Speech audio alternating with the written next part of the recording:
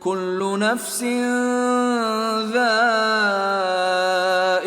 الموت ونبلوكم بالشر والخير فتنة وإلينا ترجعون. This secret has been kept from you by society for years, and you should have known this. And had I known this, this would have saved me when I was younger.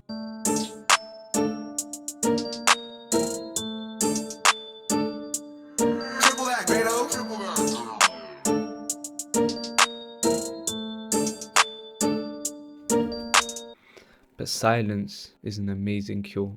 Now you might think, what the hell is this guy talking about? Why is silence a cure? Don't we learn things by listening? Well, yes, but it's what we're listening to when we're working which is the problem.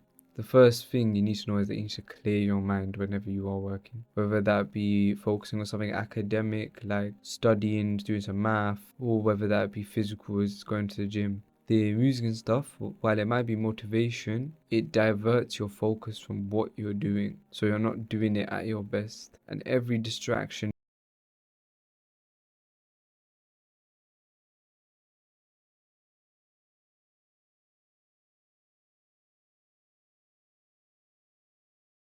where you just check your phone for the time and you end up opening messages, and you end up opening Snap, and you end up opening Insta.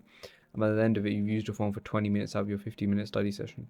How crazy is that? Imagine we live in a world full of these things, full of these poisons we call distractions, full of these poisons which live with us every day. We have phones in our pocket which can always distract us, but that messes up your mentally. You physically can't focus when you have so many distractions clogging your mind.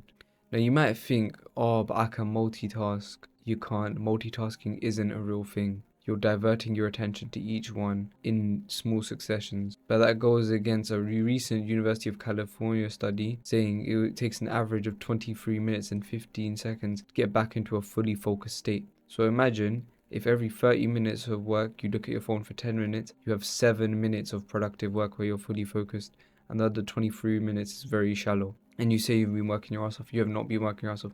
You'll feel it properly when you've been working and you've been focused enough.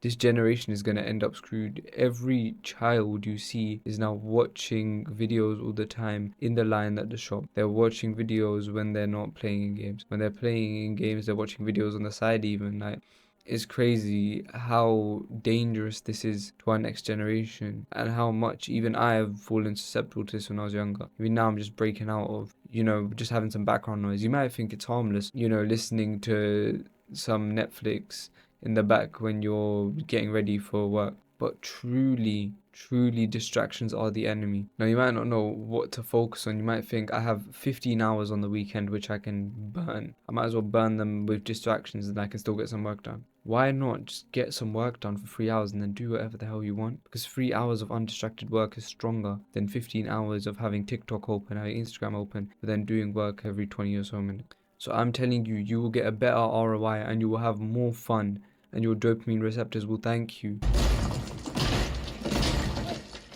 And you will thank yourself in years if you learn to focus. Now you need some tools to focus. First of all, I'd say get a pair of noise cancelling headphones like the one I'm wearing. They don't need to be expensive, they're very cheap on Amazon, but they will let you block things out if you live in a distracted environment. If you have the luxury of being able to go to a library or a study, then by all means you don't need it. But if like me, you're at home and there's always distractions in the home, people shouting, whatever, it's not worth it. So invest in some good headphones, and then just a pen and paper or a tablet, and write down anything you think about which is going to distract you. So take 20-30 minutes out of your day. You might think, oh, what am I going to do 20 or 30 minutes? You spend more than that on your phone. You're watching this video right now. You can take out 20 to 30 minutes of your day to write this down. Write down everything which you think distracts you on a daily basis.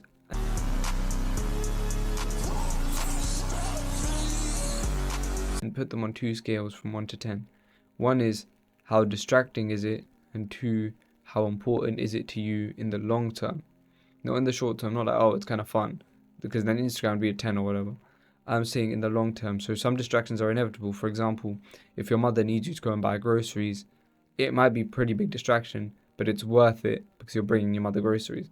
Whereas if you get told to look at a funny TikTok, that's a different thing. You're distracted and you're not going to gain anything out of it. Then make a hierarchy using these 2 figures. and figure out which distractions can you cut off.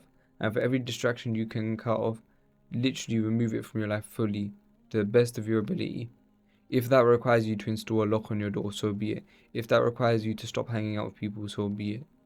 Because in 10 years, who's going to think, oh, they were working in that time? Or are you going to think, oh, I should have partied with my friends? No. Of course you're going to regret not working. When you're older, you can look back onto it and think of a circle which will allow you to work on through it. Because if your circle is telling you, no, you shouldn't be working as hard, why don't you chill? It's not the right circle for you, I'll tell you that much.